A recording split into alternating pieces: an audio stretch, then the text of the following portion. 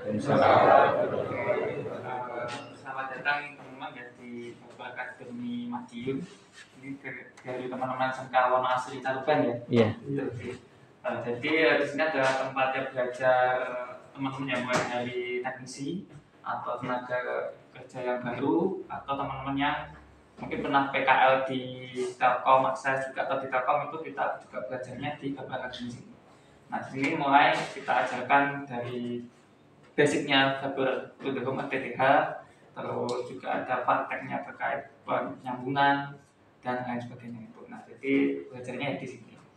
Nah, mungkin tadi di atas juga sudah dijelaskan terkait materi ini sedikit ya mungkin. Iya. Nah, di sini adalah untuk beberapa ini karena sifatnya tempat belajar, jadi kami sediakan ada miniaturnya. Di sini ada tiang miniatur yang 7 meter, dilengkapi dengan ODP.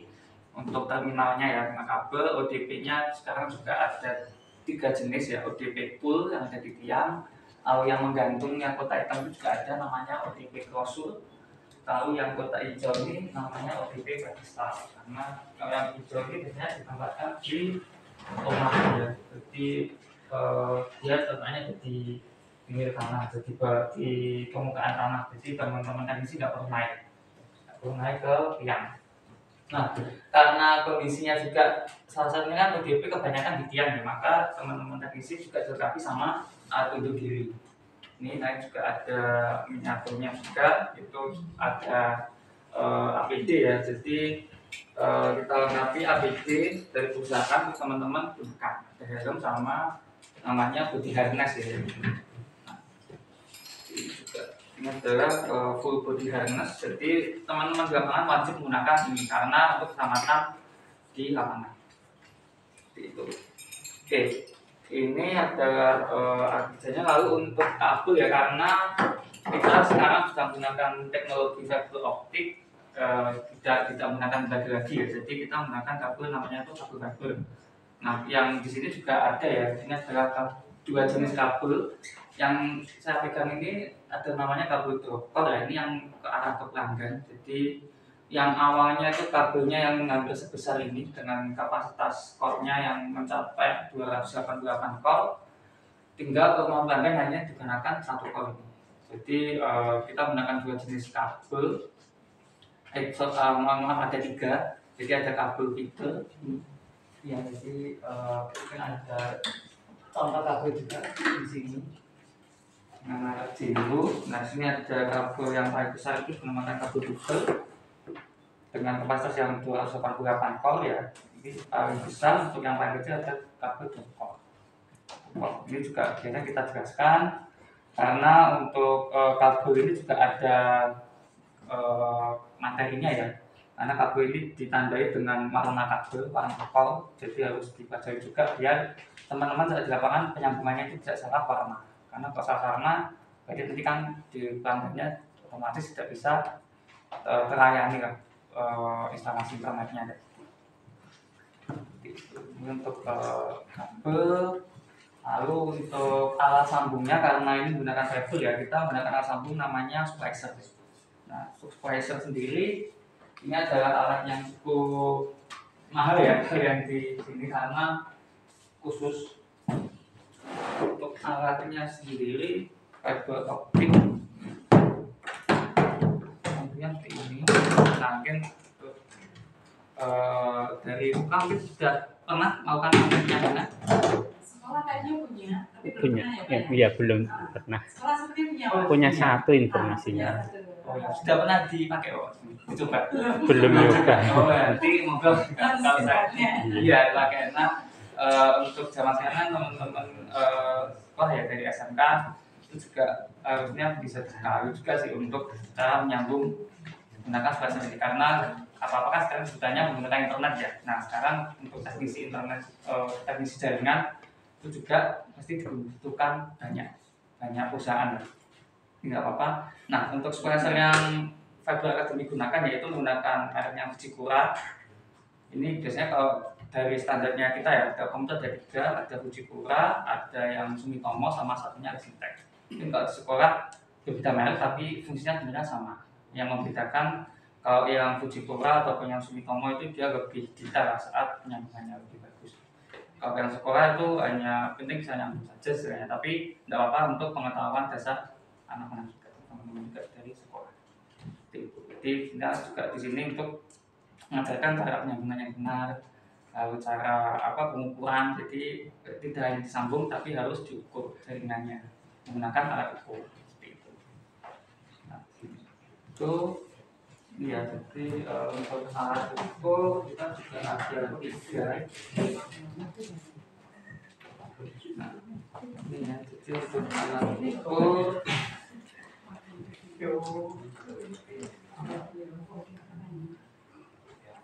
di sini kita menggunakan namanya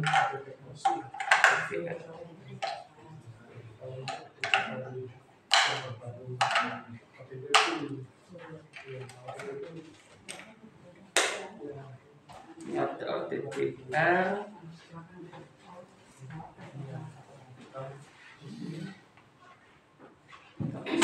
ada namanya OKLS, alat ukurnya OPM. Nah, untuk cukup dengan alat ukur OLS ya, dan OPM itu sebenarnya juga bisa kita mengukur kabel ini layak digunakan atau tidak. Kita bisa contoh menggunakan kabel ekspor.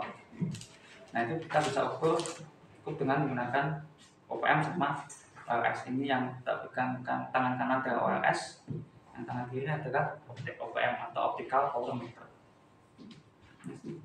Nah, mungkin kalau dilakukan dulu waktu pelajaran kabel optik itu sudah dibahas dari ini atau baru ini? Baru ini ya. Lebih ke mikrotik mungkin ya kalau di sekolah ya. Mikrotik di kelas 3 ya. Mikrotik kelas 3. Iya. Yang ini dari kelas 1 dan kelas 2. Kelas 1 dan kelas 2. Iya. Oh, iya. Banyak kan masih teori. Oh ya nggak apa-apa. Jadi itu mengenai ya.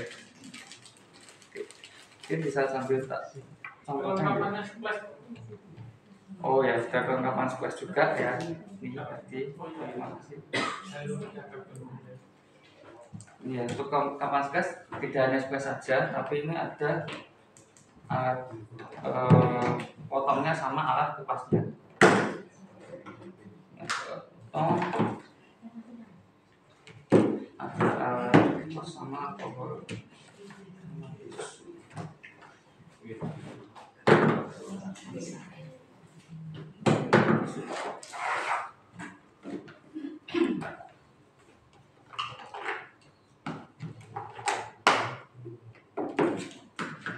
Nah ini ya, jadi ini ada alat yang namanya stripper, ini untuk mengupas kol ya, sama untuk ini clipper untuk memotong kol. Mungkin bisa sambil contohkan aja ya salah satu cara mengupas sama cara mungkin satu aja.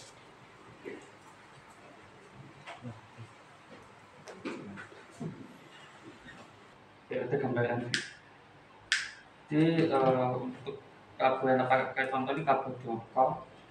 Dokol biasanya itu ada kawatnya ya, karena fungsinya kawat untuk tempat tambahkan. Jadi sebagai alat tambah ada alatnya tambah itu namanya eskrem yang diisi yang paling atas. Untuk narik ya. Ya, untuk tambahnya. Tambahnya di yang itu pakai eskrem. Nah, contohnya di kawatnya yang ada di dokol. Oke, kita ambilkan dulu contohnya.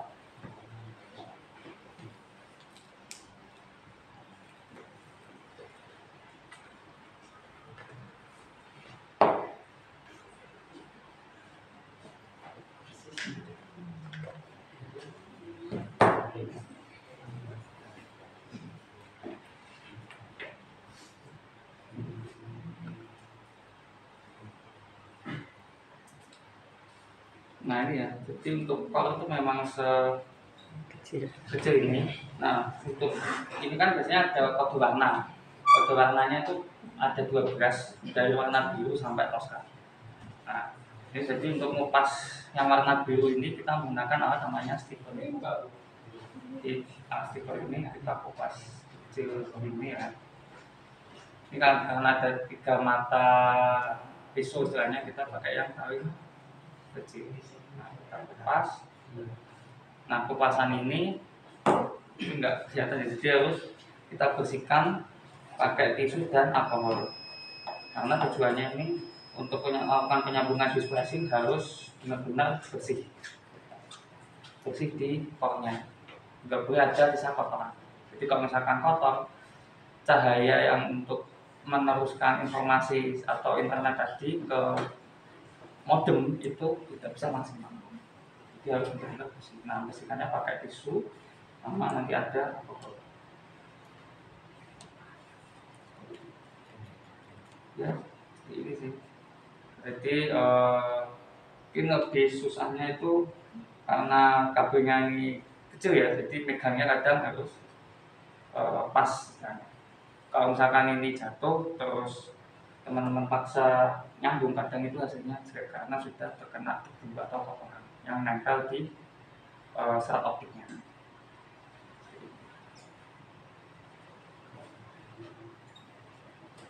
Ya, seperti ini sih. Lalu untuk kalau mau motongnya menggunakan motong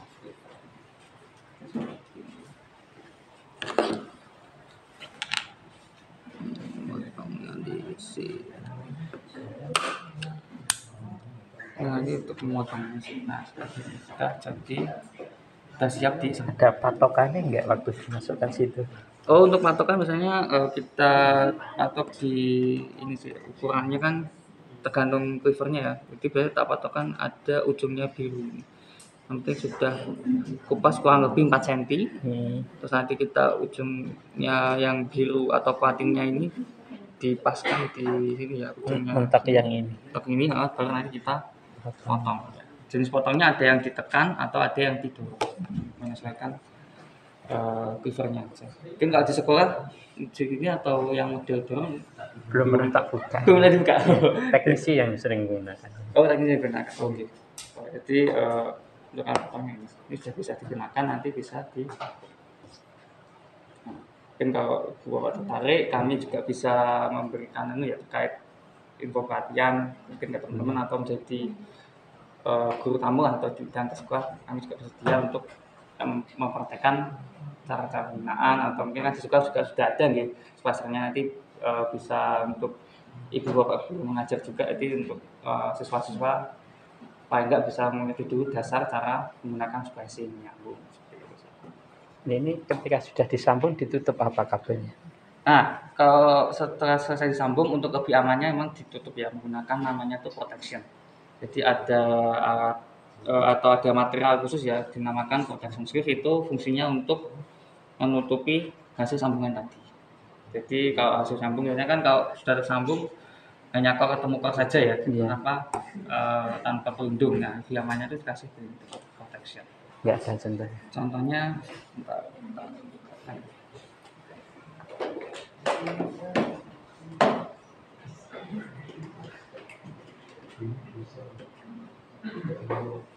contohnya ini kita juga ada 2, yang besar, yang kecil kan biasanya untuk yang di core ini. Ini yang kecil, kalau yang besar ini untuk pelindungnya kabel drop.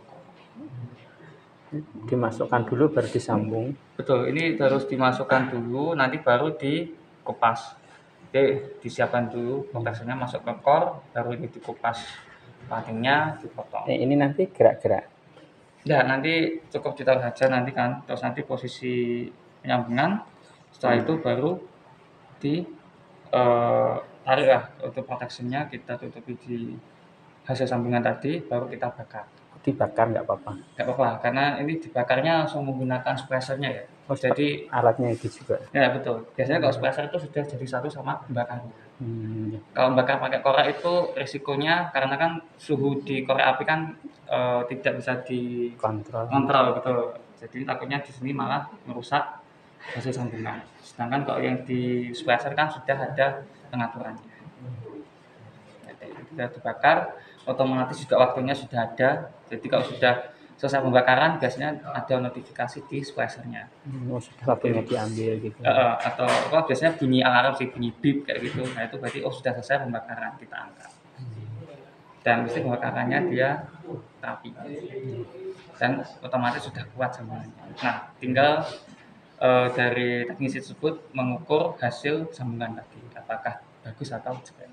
Itu ada hitung-hitungan pengukurannya menggunakan alat ukur UPM tadi. Itu sih. Ini jadi kelengkapannya seperti ini ya. Kita kalau teman-teman di teknisi ya, jadi nggak hanya belajar teknis, juga belajar cara komunikasi, terus juga belajar melalui online juga bisa.